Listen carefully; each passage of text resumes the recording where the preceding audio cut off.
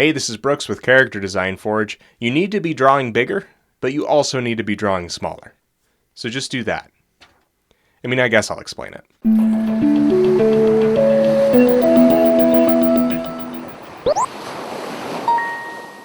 It's important that we talk about the size of your drawing, the dimensions of the area that you're drawing in, and the range of motion that affords you. We're going to talk about both drawing too small and not drawing tiny enough.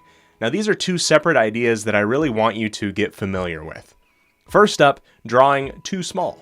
One thing that's been coming up, especially recently in my novice bard critiques that I've been doing, is people drawing in too small of an area, meaning the resolution of the digital file that they're working in is too low, or the sketchbook or page that they're drawing on is too small. Now, there's a couple of reasons why you need to be drawing bigger. For one thing, a small sketchbook or area can be really restrictive. It doesn't take too many ideas before a page is full. And if you're trying to lay out a scene or a composition, you don't really have much leeway in that small space. When your image is small, you're also working at a low resolution. That's true both traditionally and digitally. Now, what this means is you're actually allowing yourself to make more mistakes. There's not as much room for detail, but there is more room for interpretation and imagination. You are restricted by the size of the brush or pencil that you're using, so the thickness of the lines will stay the same, while your image gets smaller. Do you see why that can be a problem? So, time for some solutions. Personally, I've always found that when I'm not happy with what I'm drawing, it helps to go up a size in what I'm using. So, for sketchbooks, I used to draw in like a 7-inch by 9-inch sketchbook. That's what I would usually get, although that was pretty restrictive. So I started buying 11-inch by 14-inch pads, which was an absolute game changer. I was able to draw characters bigger, fill a larger page, and have a better control over my range of motion as I drew.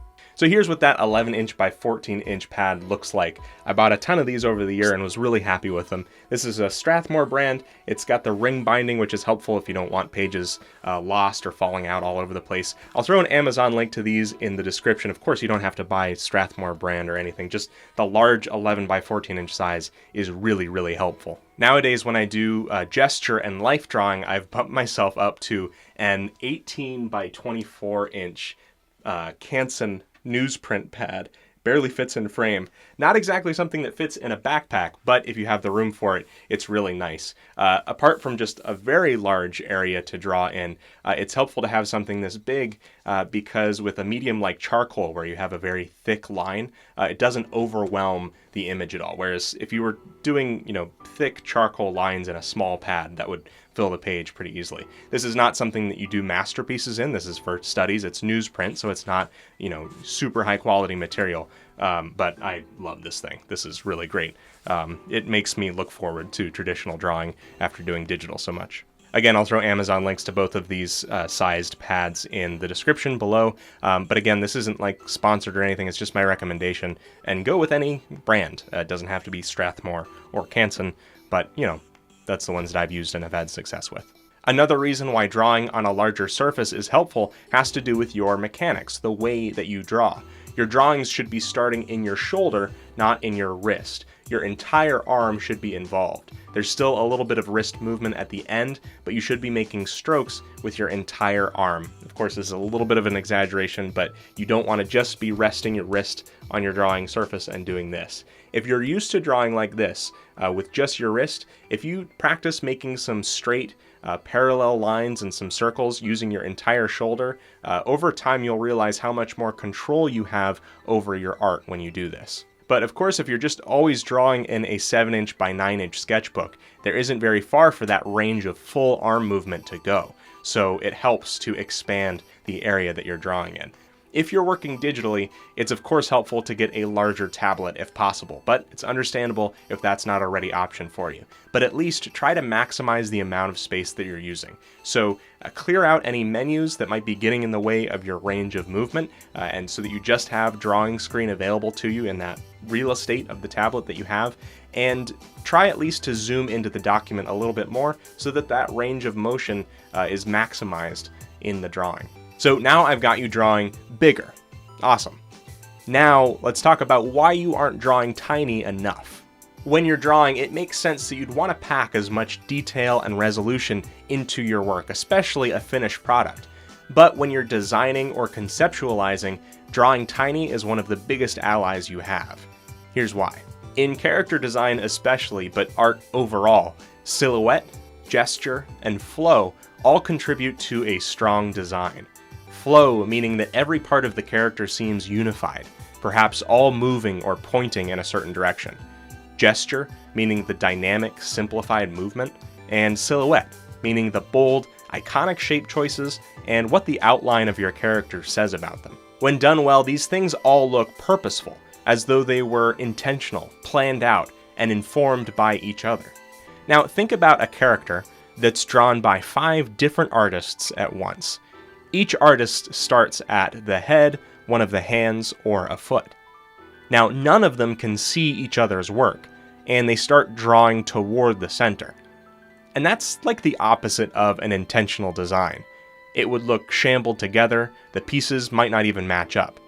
Now that's similar to what happens when someone starts adding too much detail to one part of a drawing before shoring up and establishing the rest of it. Now what does that have to do with drawing small? When you start work with a thick medium or a large brush and draw tiny, you can't help but establish broad strokes and bold shapes. In fact, it's easier to tell if your silhouette will be strong because that's likely all you can see. It's impossible to focus on the tiny details when you're this small. Instead, you're establishing something preliminary, basic, and unified. This is the same thing that's used when making comics. It's usually called thumbnailing. One advantage here is that the small, fast drawings are a great way to quickly establish the layout of the page. But it's also a great way to make sure there's clarity on the page, and make sure things like the values are easy to read. Once you have something small like this that you're happy with, feel free to scale it up and start adding details to it. When you do, make sure you're drawing large enough. If there's anything that you take away from this video about drawing in different sizes, I want you to break away from drawing in the same way all the time. Changing the size of what you're drawing is a great way to get out of a rut, to break away from your comfort zone, to stay loose, and to improve your art. Stay tuned for a time-lapse video of the illustration that I made for the thumbnail of this video, but first of all, I wanted to thank you. That's right. You, the person who's watching this video. And I want to thank you even more so if you're one of the people who comes back week after week and takes the time to watch and engage with my videos. And even more so if you're one of the people who's supporting on Patreon and your name is going by right there. I just want to make it very clear how grateful and thankful I am for everything that you guys do in support of me and this channel. I also wanted to say a quick thank you to everyone who was supportive, especially in the comments of my video last week where I was redesigning Donkey Kong Country characters. That project was a lot of fun. It was intended just to be fun, and it was meant to be an alternative take on those characters, right? Just a reimagining of sorts. At no point was I striving to make or claiming that I was making a superior version of those characters at all. There's already just frankly amazing existing character designs for those characters, meant completely for fun. That video kind of got picked up by the YouTube algorithm. A lot of people who aren't normally in my audience are really understanding sort of the point. Their eyes got on it, and sort of, that comes with the territory of YouTube, right? Just the volume of numbers. You're going to get some people that are less than positive, but I really appreciate the positivity, largely of you folks, and just want to do everything I can to express how thankful I am for you being here. I know that I kind of get sassy sometimes here in these videos, just kind of for fun or as a joke, but also as kind of like a means to an end on the internet. It's a way to kind of keep myself on my toes, keep my guard up. It's something that kind of comes in handy when I'm teaching like classes of teenagers, and you just kind of need to fight sass with sass. But ultimately, I always want to strive to be like a force for positivity. That's something that really drives me, and like the stories that I want to tell deep down. So hopefully that's something you're along for the ride for. You can follow me at BagelDenizen on Instagram, Twitter, and Twitch. And like I mentioned, you can get a personalized video critique on patreon.com/BagelDenizen at the Novice Bard tier and support the channel in return. Thank you so much for watching, and have fun creating.